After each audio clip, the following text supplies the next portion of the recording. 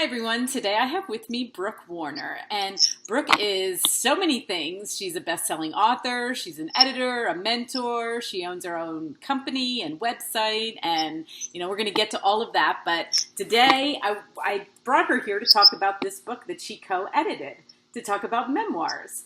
And this was an amazing book, by the way. Everybody should read this book. The stories that are in here are just amazing. But then I started reading Greenlight, which she has with her. Greenlight, your book. And that book is not as big as this book, but every sentence in this book, I took notes, okay? Notes on that book. What you say and pack into that book, I just have so many questions for everybody because I know there are so many people out there that don't know this stuff. And what's interesting about having you on here today is that I've been interviewing people who are self-publishing lately. I have like a string of them. And, and from the questions and the answers that I heard from them and then reading your book, it all just fell into this like perfect order for me. So I'm so happy to have you with me today. Thank you so much. Thank you. I'm looking forward to the conversation too. Yeah. Well, do you want to quick give us a little summary about you and how you got to writing Greenlight, your book, and, a little bit about your path to that book? Yeah, absolutely. I started in working in traditional book publishing in 2000. So I have a strong traditional background. I worked for two different presses from 2000 until 2012 when I founded She Writes Press. So my journey was really just coming of age and learning the industry from inside the industry, working as an editor and ultimately as an acquiring editor. And around 2009, I guess I would say, things really were starting to change dramatically in the industry. They were small changes at first, and I think they probably started, as for me anyways, as early as 2004. But just because of the consolidation of the industry and the rise of self-publishing and the digital revolution, so many different reasons, I was starting to see quite a lot of changes and it was affecting me in my role as an editor. And so many of those changes were negative. I write about that in Greenlight, just my disillusion with the traditional industry in a lot of ways. And so I left. I left to do what I wanted to do, which was to focus on content first over marketing and the publicity decisions that were being made, or I guess I should say branding decisions. It's really the marketing teams at this point in time drive editorial decisions at publishing houses, and I came of age in publishing at a time when the editorial decisions drove the marketing. Mm-hmm. And I prefer that orientation. That is the way that it should be done, and for many reasons it's just not done that way anymore. And so I founded She Writes Press, and that has been what I've been doing for the past 5 years. And then in addition to She Writes, I also am a writing coach and I teach memoir. And so that's why I wear multiple hats. Multiple hats. And I have so many questions, but that I went on your website because I wanted to see the coaching part of what you do. And for anybody out there who wants to do that, there are so many different ways you can do it. It wasn't just 1 6 month. There's different things you can sign up for, correct? There's different levels of. Yeah, exactly. So my coaching practice is how would I put it? It's organic, and so people really will coach with me kind of depending on their needs. And then the memoir classes that I teach, I have a 6-month memoir class, and then we also teach shorter 1-month classes. So there's lots of different opportunities and ways that people can work with me, and nothing particularly set in stone, which I like it that way. I mean, I prefer to have it be, like I said, tailor-made to the student or the client who is working. Yeah, and until I started doing this, I'd never heard of memoir writing being this own category. You always think autobiography, okay? But memoir writing is so I've found from, interviewing different people, it's so different. And now I'm loving, that's why I got your book. And I was like, I love the memoir. I love the way that that's said. And And someone had said to me, it's like taking your life and taking a story and like now that I'm older, I get that. Like before I used to think, oh, you start with born, died, or old age or whatever. But there's so many different parts of my life that could be shorter, but it's like a specific topic, I guess, Exactly. And that is the primary difference between memoir and autobiography. And autobiography exists. It's just that the kinds of people who write autobiographies are presidents or famous people. Right. Whereas memoir, and we teach this in our class, that the main difference between a memoir and an autobiography is that a memoir is a story from a life, and autobiography is the story of a life. And so you're extracting, it is slice of life, it's a single piece or a theme or a thread. And when people start to dive into that, it's really exciting for them too, because they start to learn the craft of story writing. And it's not just, all the things that happen to you. It's more your reflections and the meaning that you gleaned from the experiences that you've had. And that's more rewarding both for the writer and the reader, I think. Absolutely. I'm now convinced. I'm now convinced that's the way to go. So I absolutely love anybody who wants to read some awesome by some 38 writers in this and want to read some short stories. It is a great book to have. And now on to Greenlight, because I have questions. I have questions. First of all, I don't know if you've ever been told this or if you ever thought about this, but as I was taking notes, I was thinking that your suggestions apply to me, and I'm not a writer. Like I'm doing this online business, if you want to call it a YouTube channel, and every one of your suggestions relates to what I'm doing. So, that's great. Yeah, I mean, I don't know that I think that anybody who's doing something on their own and, could really gain a lot of knowledge from this book. So if you're thinking, well, I don't need this because I'm not an author, I think you need to think twice about it, because I got so much from this book about my own business that I never thought about. And I was like, taking notes, thinking what I want to ask you as an author. And then I'm like, but I'm not an author, and I'm now going to change the way I do some things. So, I really... It has a business orientation. Absolutely. I mean, in essence, it's thinking about your authorship as a business. And so I think there are a lot of transferable messages. So, but thank you for saying that. Yeah, but there were, and, the one thing that I got, and I have to go by my notes, I cannot memorize all this. The one thing that I loved, that I think that every author I've talked to has this issue. I've read some really good self-published books lately. I mean, really good, that I know I can't walk into Barnes & Noble and get. There's no way. And if I wouldn't be doing this show, I wouldn't have even come across them on Amazon. You know what I mean? Like, it's crazy because I found them through writing other books, and then I found their novels, and I was like, why is this not? Where, what are you doing? And the one guy I had on a couple of days ago, he said, you know what? I just want to write.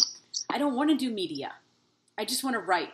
And I put it out there, and I was like, why don't you have a cover? Why don't you have, why are you, but he's just writing these out on ebooks, and then another guy does he does have a cover. He does have a copy, but anyway, so what I wanted to talk about was like the content monster, like how they have to go about getting the word out, when I know that a lot of them don't want to. I mean, but I think the way you break it down, it doesn't sound as scary. Thank you. I try to help authors think, not be too intimidated, but also at the same time understand how much work needs to go into this if you want to rise above the noise. Because there's so many books in the marketplace, and authors will complain and say, well, I don't want to do all that stuff. And so the concept behind the content monster is just to be putting yourself out there in different channels, not just written content, although that's certainly a big one. So it may be books, it may be doing a podcast, it may be doing what you're doing, having a YouTube channel. It's certainly blogging, guest posting, and looking at the wide range of activities that you can do that are under the umbrella of writing content or putting out content. And my charge to people in the book is to consider yourself a content monster. You need to be writing or delivering content, speaking. And if you're speaking, try to get yourself videotaped. There's so many ways in which we deliver content. And so for some people who are out speaking all the time, that's content that they could then use and parse down into small videos or put on their sites. And people, I think, don't often think about all the different opportunities they have to put content out into the world. And yet, as I write and many people say, content is king. And so when you're talking about building your own brand and building your platform, the number one way to do that is to keep publishing content. Because then when people look for you or they like you and then they're like, oh, she has this, oh, she has a YouTube channel, she has a podcast, she has a book, that's really the ultimate way that you build a following.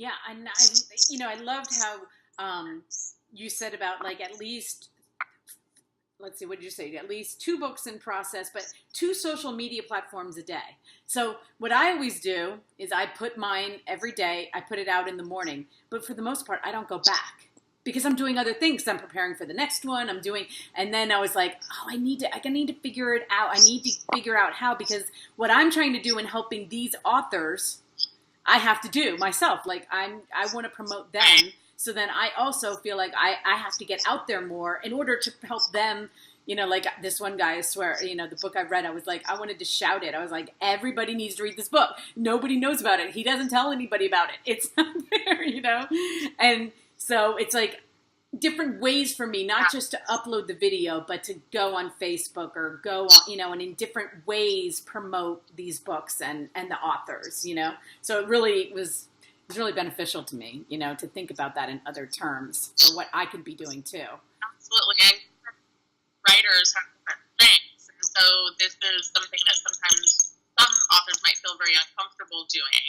And I think I try to soften that a bit in the book, telling strategies and different ways that you can do it. And if you don't like one method of marketing, maybe there's another method that feels more comfortable to you.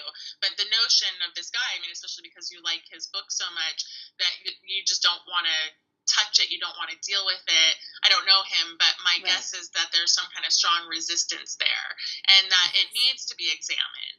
So I try to help people think that through and change their relationship to content and marketing in general. Right, because I think a lot of times writers just want to write. They're like, but I'm an author. I want to write. I don't want to think about that. And then they self-publish because they don't want to deal with, a publisher either, because they want them out there. And, like I said, it's a really cool way of looking at it. And you made a statement in the book that I found really interesting, was that you said that eventually Barnes & Noble will no longer be. And I don't think you mean that chain, but like chain. I used to think that. And then I was like, but will they? But then I was thinking, I don't really go there I go there to get a coffee and then look at a book. Barnes & Noble has been struggling for a long time, and their primary business right now, I think, is in their coffee, more than their books. And so they might be able to hang on for a few more years, but I'm just sort of making my predictions. I just think that the big book box stores, they don't work. There's lots of ways that people are looking to figure out how can we put books out into the world, and more places than ever sell books. If you think about it, like stores like Urban Outfitters and Anthropology, gardening stores, there's lots of places that sell books as part of their inventory. But I just think after Borders collapsed and just the way that Barnes & Noble exists is for a different time, and because of how easy it is to get books on Amazon and other online retailers, that is going to continue to be the trend. Yeah. And I have to say, when I walk into, I'm going to use them only because they're the only people I have around me. Borders did close. But when I walk in and I see their, the New York Times bestseller, one of my goals always used to be any given month, read the top 10. I used to always read the top 10 until I started doing this and reading better books. And then I walked back in there and I took one of a very famous author that I used to read all the time, started reading it, and I was like, now I'm not. Now I'm actually bored. I'm actually bored. I've read, 10 of his books, and now I'm bored. Now I've read so much other stuff that's better that. And so after reading your book, I kind of got the concept that the reason they get to be the New York Times bestseller or be in the front of Barnes and Noble is because of who they have established themselves to be. So it's not that every one of their books is the best book. Like they may have had 2 or 3 great books, but doesn't mean their number 10 book is as good as their number 3 book or their, right? I mean, aren't they being judged on what they wrote already? Absolutely. And just judged or given a pass in essence. Or pass, okay. Being published by a big house like Random House or Simon & Schuster. And I just think, like anyone, Random House and Simon & Schuster's books vary in their quality. So the notion that they're automatically good or wonderful just because they're on a big house makes no sense. Just as the notion that it's automatically bad because it's self-published makes no sense. But there is this really strong divide in the publishing world, and there's some incentive from the traditional houses to keep it in place. That we're great and we're special and we're the best because they're exclusive, and that if you self-publish, that that somehow you haven't been given the validation of these people who are making the decisions. And a lot of people hold that to be true still, and it literally at this point in time no longer makes sense. The paradigm has shifted so dramatically. Just the acquisitions decisions by the big houses are not necessarily solid or great. They buy books for all sorts of reasons, mainly having to do with the author's celebrity. Right, because some of these authors have become celebrities in their own right, and that's what I'm saying. Like, so I think, I'm going to pick up so-and-so's book. It has to be good because their last 3 books were good, but that's not necessarily the case. They've become, bigger than themselves in a weird way, and And I point a lot in the book. I don't think that celebrity should be the barometer by which we measure a good book. It should be good writing, and there's so many people writing amazing books, and they don't have a shot in hell of getting a traditional publishing deal because the traditional publishers are going immediately to their bios and just being, well, who is this person? Who do they know? And then if you're no one by those terms, then you're not going to get a book deal, and they haven't even bothered to see, well, maybe this is the next great American novel. So it's a very disturbing trend in the industry that I feel like I'm kind of a watchdog about this, and I write about it all the time, and it's part of the reason that I champion indie authors in the way that I do. Yeah. Just because I've seen what you've seen, just really beautiful, amazing books, and it doesn't matter the model by which it's published. We have to judge a book based on the book. And I think I love that I could feel your heart in this book, and it so represented what I wanted to do with this channel, was about giving authors a voice that you wouldn't normally they wouldn't normally have. Because when I'm such an author person that when I went on YouTube and I couldn't find any, I found a couple, but I was like, no consistent show had on authors or talking about books. And I was like, I want to be like the Oprah. Like, I want to bring these people in that I love their books and, give them a chance to talk about it, and get them out there. And that's what I felt from you. It's like, you want to be that, you want to get them out there and you want to show them what they can do and, and how good their books are. And, I have a question about She Writes, though. Is it just women authors? Yes. Interesting. Because my son's writing in the beginning of writing a book, and I was like, oh my God, I should have him contacted. And I was like, wait, She Writes. That might be women book. The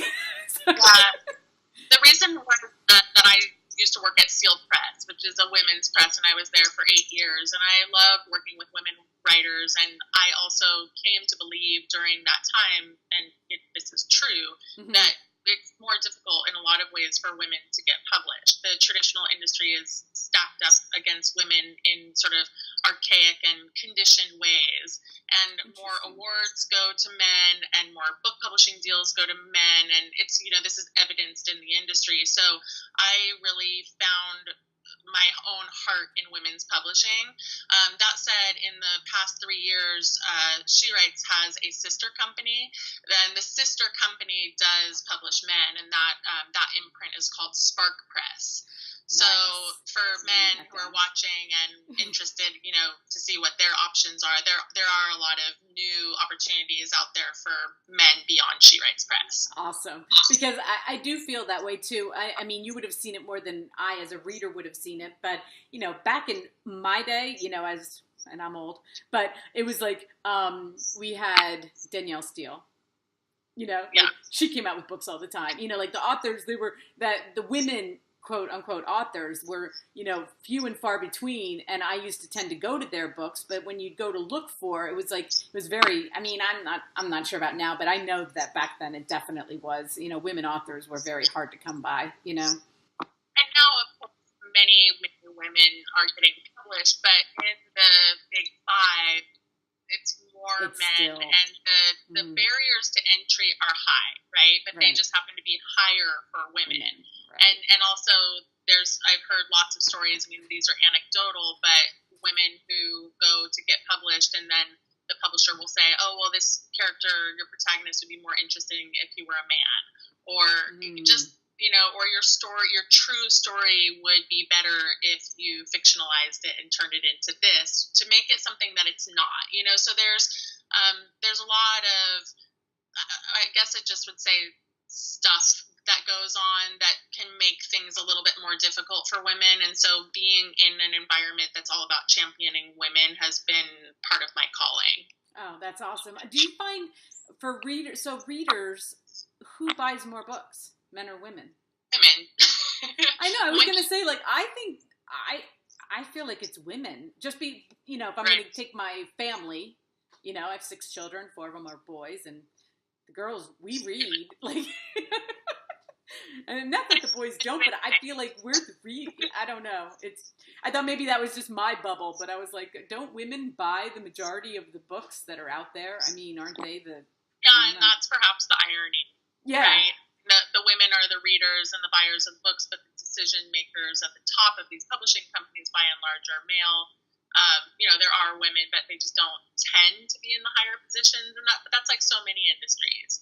Right. The worker bees and everybody who buys are women, but then the few key decision makers are men, and it's that's something that this industry, I think, is grappling with. It's something that I think a lot of people are conscious of, but when people ask me, why do you need to have a women-only press, that's part of the reason. It's just to say, look, there are plenty of opportunities for men, and so to have a space where women can come and thrive and feel like they're being honored, that feels good. It feels good to the authors, but it also is, within the company, it makes it a thriving space. Yeah, and you would know, I mean, I think that from what you saw, that's why it hit your heart, like that you wanted to be able to do that for women.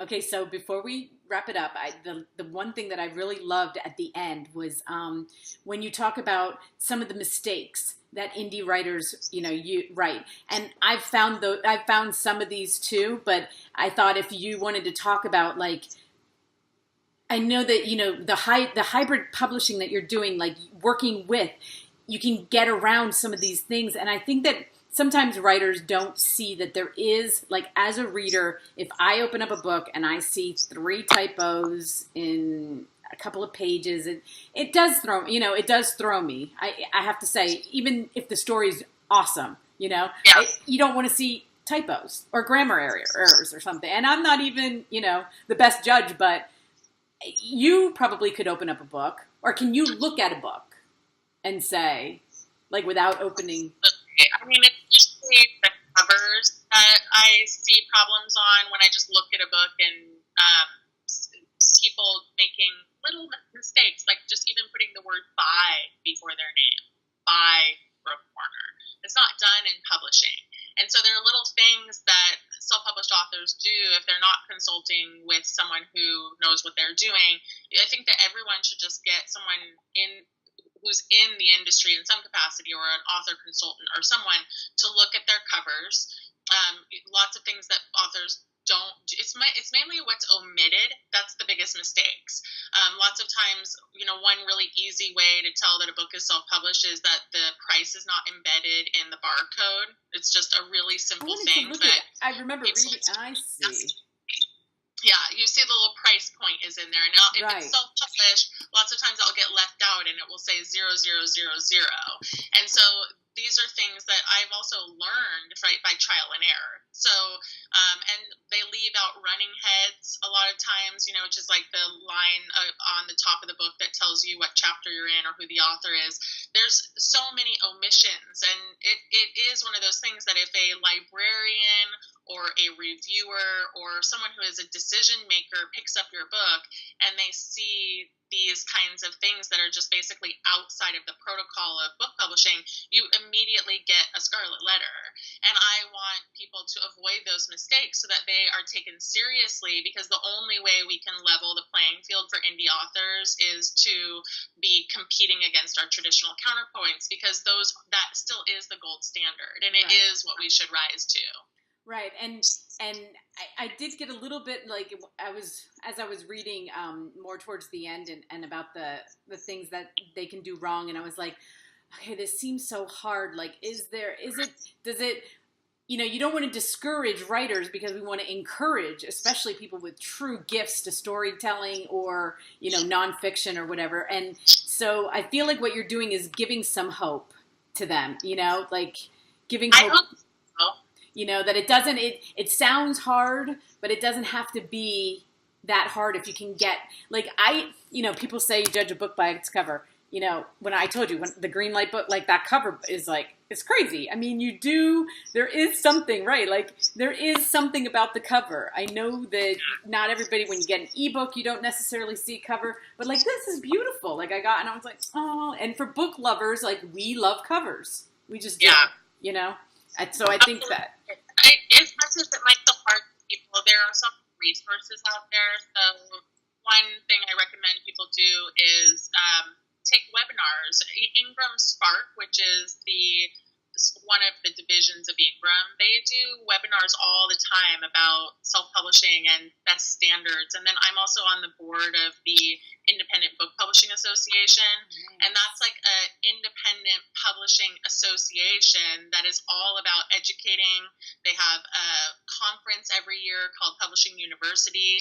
So you meet like-minded people. And if you can do as much or as little as you want, if you're really into it and you love the learning part, you can learn it all. And if you're like, this stuff intimidates and overwhelms me, there's so many good people that you can hire to do different parts. But I think at the end of the day, putting out a subpar project is actually a negative across all indie authors. And so it's one of the reasons that I'm so vocal about standards and trying to get people to realize the importance of it, because a bad self-published book reflects on all self-published authors. Yeah, and I think that even anything you put, like, when I started doing these videos, it was like, well, I'll just do these videos and I'll upload them. And then I started to look around. I was like, well, that's going to turn people, I needed to get somebody that could edit them, put the nice cover on them.